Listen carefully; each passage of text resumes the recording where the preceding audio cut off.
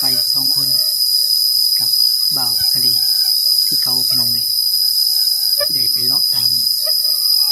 ชายผู้นี่แหละเลาะหายินของกินมันนักไม้ป่าเอาจะได้กลับไปรุ่นมาไปที่ตามรับชมน้ำกันว่าสิสุกสิมานมมันทุกคนเลยจะได้ไปยะเผาเบื่อยะเผานายกันเนาะไปติดตามรับชมน้ำกันก่อนตัวนี้ก็แยกย้ายกันไปก่อนนะทุกคนเลยเดี๋ยวจะให้สลีขึ้นไปพวกแถวล้างภูแล้วเขาก็สิไปตามจ่ายภูนี่ทุกคนนี่สิโลทำนี้แหละแล้วก็สิได้ไปเจอกันอยู่พุ่นแหละ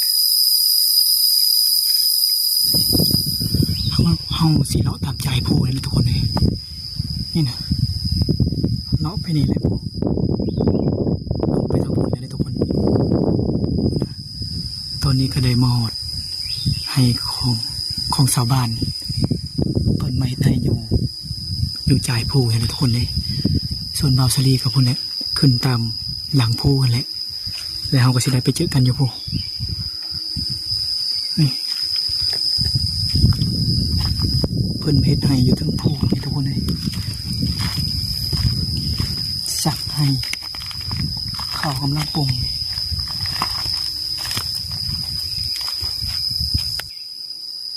เขาจะปลูกหมากสลีพร้อมทุกคนเลยนี่ปลูกให้ลิงกินเลยนี่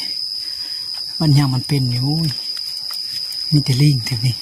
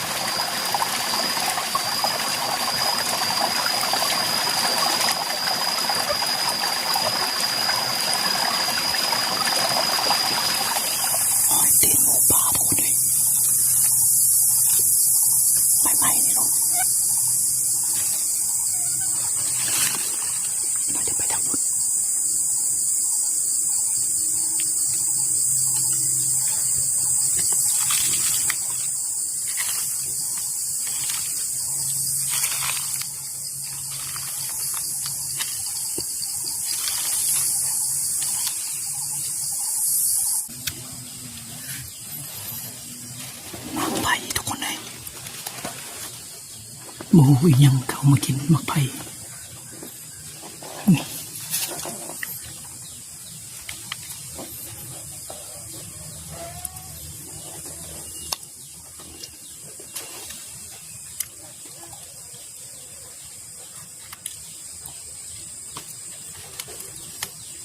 น่าจะมีคนมาท่าเลยทุกคนเลยเขาจะเฮ็ดชุม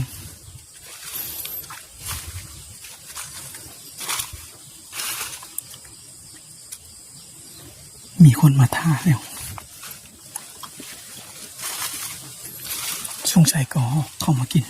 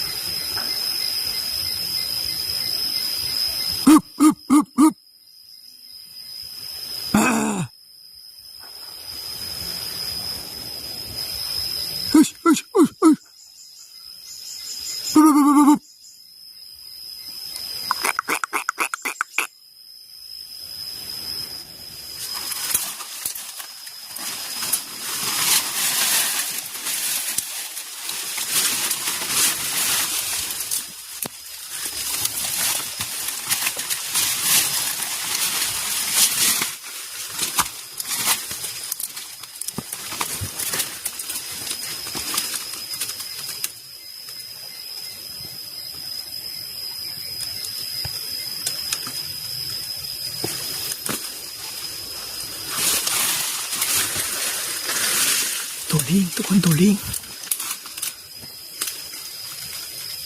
เรียบร้อยแล้วทุกคนเลย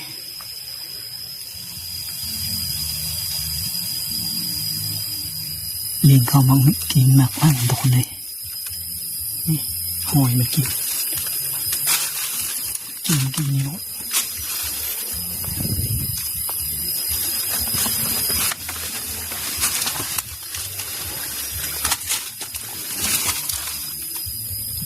มันยังบ่สุก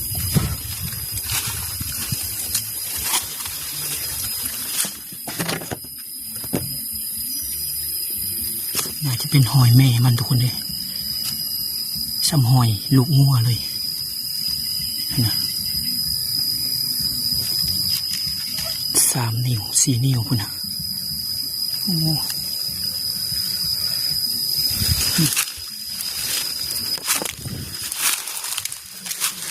น่าจะไม่ไหม้นี่เลยทุกคนเลยนี่นะหน่อไม้ก็ยังมาทันได้อะไรจังยังขาวอยู่โอ้หอยหมูปลาในร้ายจังเลยทุกคนบ่จักหอยหมูปลาบ่จักหอยลิงเขามากินเลยนะบางมันที่เขาไปเมื่อก่อนเลยทุกคนเลยไปกับสลีบานานะนี่เขามาจอกอีกโอ้ตัวยังกินทุกคนหอยใหญ่หอยแขวมาเลยทุกคนโอ้ตัวเป็นอัดลาดเลยที่นี่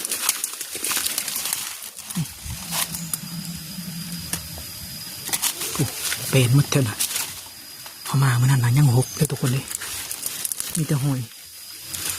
เมื่อป่ามันมีลูกหน่อยนะทุกคนเบิ่ง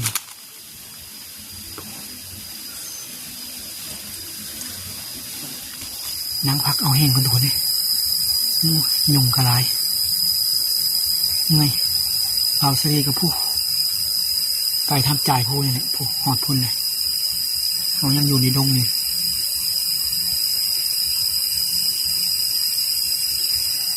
เอาบันนี้เดียวเขาเสียดกับดักแหวมึงป่าคนทุกคนเลยเสียดไว้บ่อนโกะหมักมันเนี่ยทุกคนนี่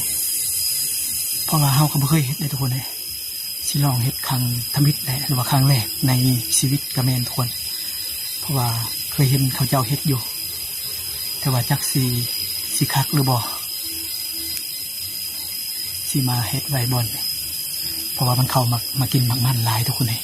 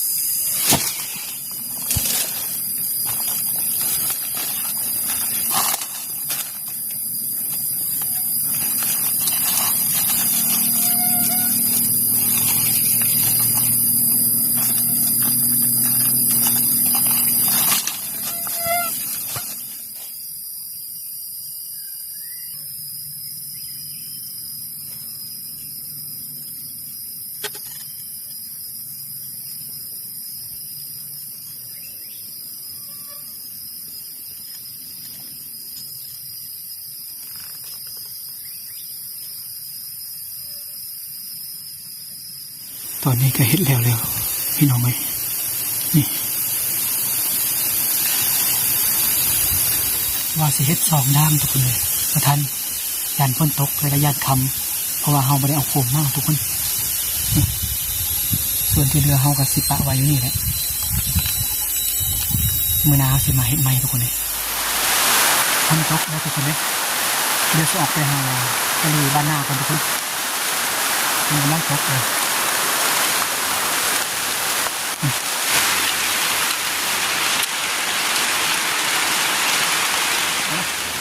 ตอนนี้ก็ได้มาหอดสลีกำลังย่างลงโพพี่น้องเลยฝนตกก็เลยลงมาก่อนเพราะว่ายังข่าวเวียกเนี่ยสบายดีเลยก็สวัสดีพ่อแม่พี่น้องตอนนี้ก็ยังอยู่บ้านอยู่ทุกคนเนี่ยและก็สิได้เฮ็ดกับดักหมูป่าก่อนเพราะว่าเฮาสิเฮ็ดอุปกรณ์ไว้นะทุกคนแล้วก็สิได้ไปใส่อยู่ป่าหั่นแหละเพราะว่าเฮาเห็นหมูป่ากินหมากไม้หมากมันนะทุกคนเลยเมื่อวานนี้เฮาไปแล้วเฮาก็ได้เฮ็ดแต่ด่างนึงนะแล้วมื้อนี้เฮาก็สิได้เฮ็ดประมาณ4ด่างเลยทุกคนเลย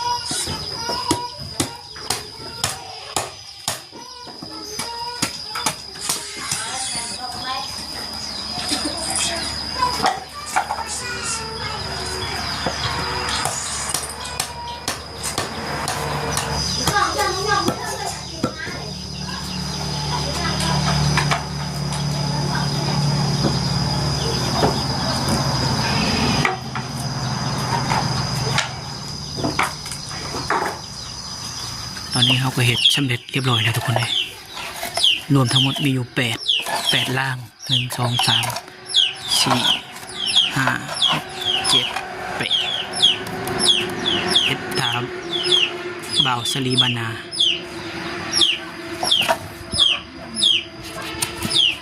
สิปันกันเห็ดคนละ4หลางเราจะลีละตะปุ่มเป็นห้องคุ้มจองหล่อหลักนักอ่ะ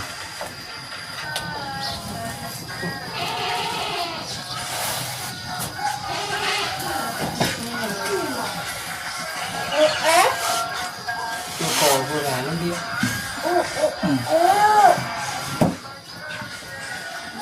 น่าช่องเป็น5ใช่ไหม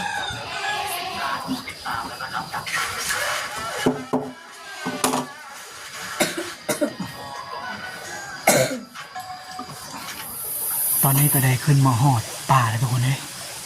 เป็นมือที่2ที่เฮาที่ขึ้นมาเฮ็ดกับดักหมูป่าทุกคนและก็เอาไปเมื่อวานนี่นะอุปกรณ์เฮายังบ่ครบทุกคนเลยแต่ว่าตอนนี้เฮาเกี่ยมมาเตือนเลยไม่เป็นก็ครบแล้วทุกคนเลยและก็ทรายเฮาก็เฮ็ดเป็นเรียบร้อยเลยมีแต่ตัดขาที่เฮาปักลักมาทุกคนเลยแล้วก็เอาไปเฮ็ดเลยกะสิบ่ดุนแต่กะสิบ่ซาคือเมื่อวานนี้นะทุกคนเพราะว่าเมื่อวานนี้โอ้ยได้แต่ล่างเดียวกับดักนะทุกคนเองมื้อนี้เฮากะว่าสิเฮ็ด2ล่าง รือว่า2กับดักตัวเพราะว่าเฮาเกี่ยมมา4แต่ว่าสายเฮาสั้นเฮาสิได้ต่อของอีกตัวนึงมื้อนี้ก็ได้มา2คนคือเก่าทุกคนเลยกับสลีบ้านนาแหละเพราะว่าเพิ่นก็สิไปเฮ็ดกับดักคือกันแต่ว่าอยู่จุดเทิงนะเพราะว่าเพิ่นก็เห็นหมูเขากินหมากมันนะทุกคนเลยก็เลยได้ไปน้ำกันอีกมื้อนี้เดี๋ยวเขาสิตัดเอาใหม่ก่อนนี่ขามันทุกคนเขาสิเลือกเอาใหม่งามๆนะทุกคนเลยงามๆซื่อๆนี่แหละซ้ำนี้พอดีเลยนี่เพราะว่าเอาปักยานมันลุดนะทุกคนเลยเพราะว่าช่วงนี้ฝนตกแล้วมันก็ดินก็สิอ่อนเนี่ยแล้วมันมักออกมันมักลุดนะทุกคน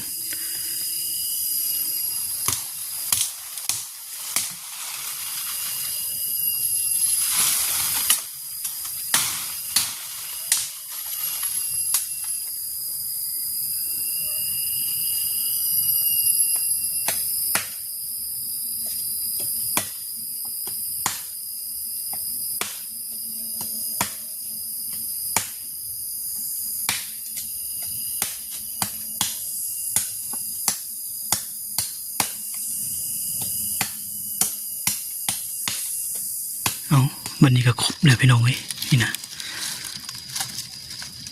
หลักมันนะนี่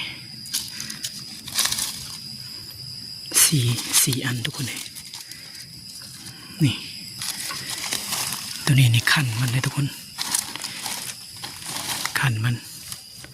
ขันต่อมัดใส่ๆนะทุกคนเลยโอ้ยาวเกือบได้เลยประมาณ2 เมตรปลายนี่แหละนี่2 อัน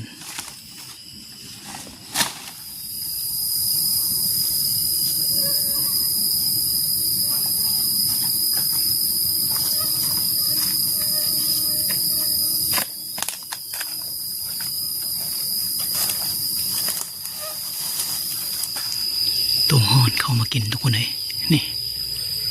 น่าจะกินเมื่อคืนนี่ทุกคน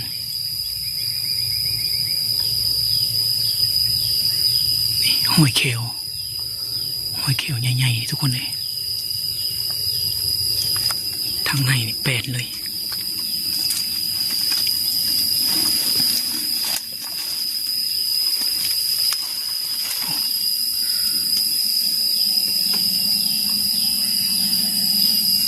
นี่เดี๋ยวสิเฮ็ดกับดักไว้บอนนี่บอนนึงทุกคนเลยเพราะว่ามันเป็นร่องเป็นหอยนะมันคือเที่ยวขึ้นเที่ยวลงกันนะทุกคนทางนั้นนะมีแต่ก้อนหินนี่ท่านว่ามันลงมันก็สิลงทางนี้แหละเขาคิดว่านะทุกคนเลยแต่ก็บอกว่ามันสิไปทางไหนโอ้มันสิลงมาเตียภูแหละมันก็สิต่ำมาลงหมอนี่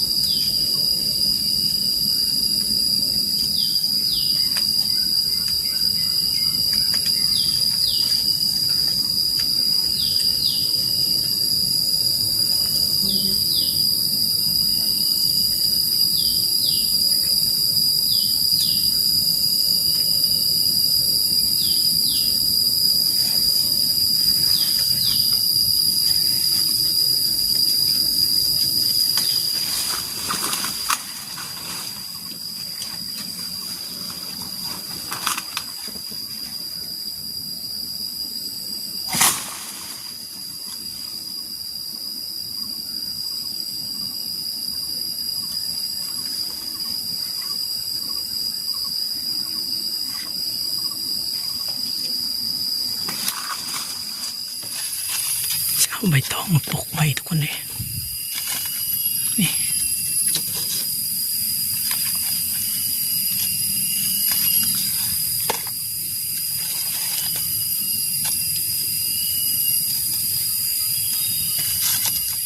เอาบันนี้ก็สำเร็จไปกับดักที่2ทุกคนเลยนี่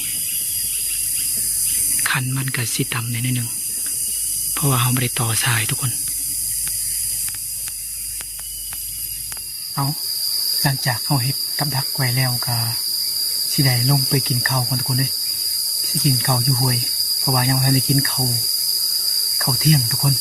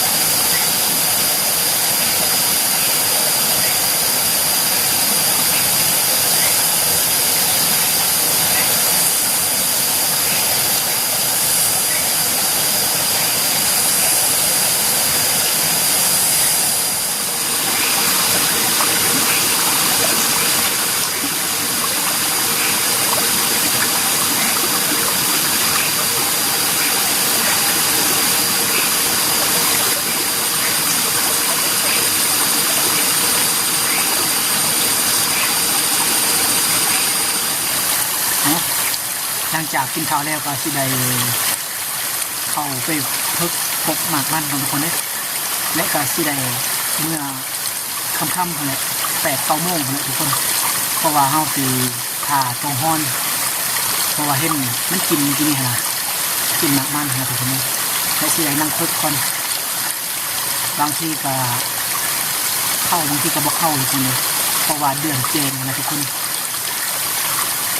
ตัวฮ้อนทางเดือนดับเดือนมืดนี่มันเข้าไว้กับตัวนี้7 โมงปลายเข้ามาโลดแต่ว่ามีเดือนเจนนี่จะรู้กันว่าสิเข้าจักโมงนะทุกคนจัดไปแล้วตัวกระหอก1 บาททุกคนเลยบ่ว่าสิตายหรือบ่แต่ว่าตกแล้วโอ้มันเข้ามากินบางมันนี่ทุกคนแต่ว่ามันแล่นออกไปพวกเขาก็เลยทันยิงมันอยู่พวกเดี๋ยวสิไปเก็บก่อนว่าสิตายหรือบ่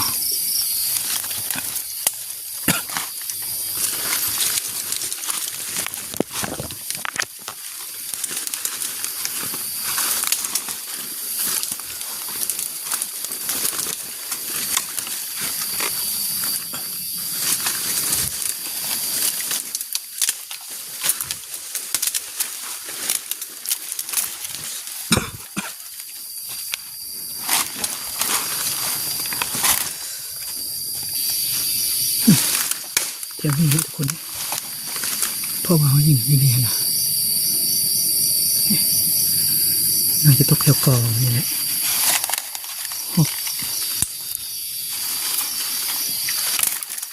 บอกว่าสิหาเห็นหรือบอก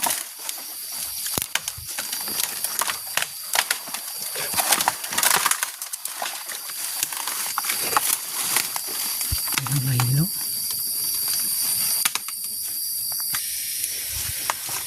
บ่เห็นทุกคนเลยบอกว่าสิตายหรือบอกแต่ว่าตกเลยนะทุกคนมันฮกมันเขายิงไกล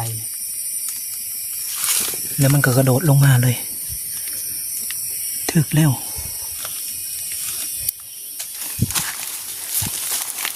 มันฮกโคตรหาบ่เห็นใช่ไหมโอ้มันโดดลงมาเถอะผม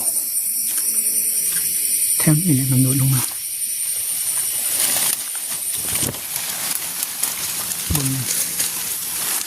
สงสัยถึกบุคักนะก็เลยไปต่อประมาณนี้แหละยิงกับฮอกตัวเดียวกับหาบ่เห็นซ้ำทุกคนเนี่ยสงสัยมันตายหน้าทุกคนเพราะว่าเฮ็ดมันตกอยู่เลยเอายิงแล้วมันก็บ่ไปแล้วมันก็โดดมันตกนะแต่ว่ามันสงสัยมันถึกบุคักมันก็เลยตายหน้าคนแหละว่าสิปีนกินคักๆนะบ่มีอาหารยิงกับฮอกก็บ่ตายซ้ำ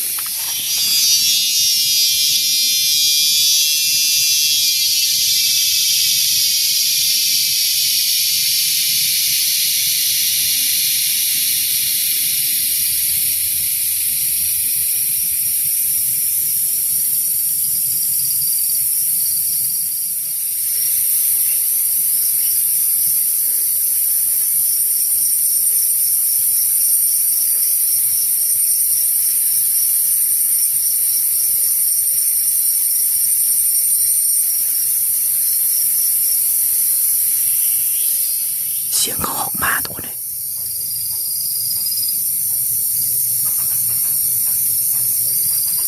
มันจะเข้ามากินมะม่วงนี่แหละมะม่วงมันทุกคนเลย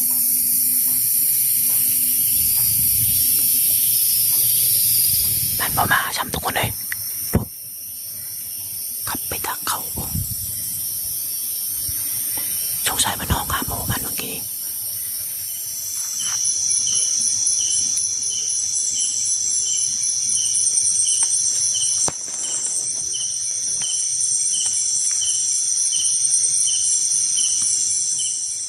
เอา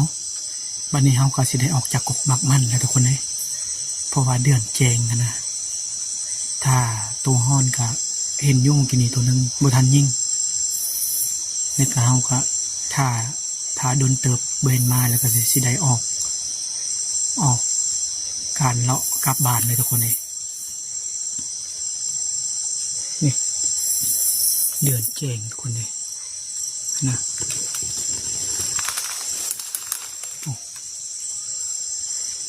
ตัวหอนก็สิบ่เข้าปานใด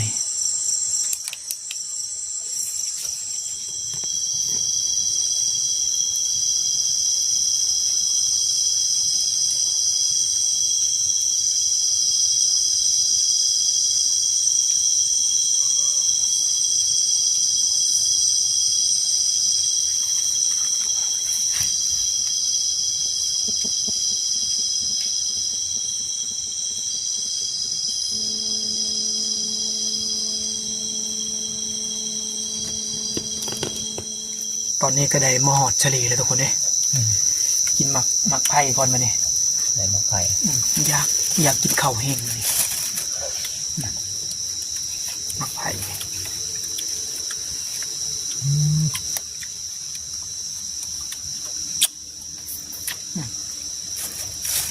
บ่มีอาหารกินมัน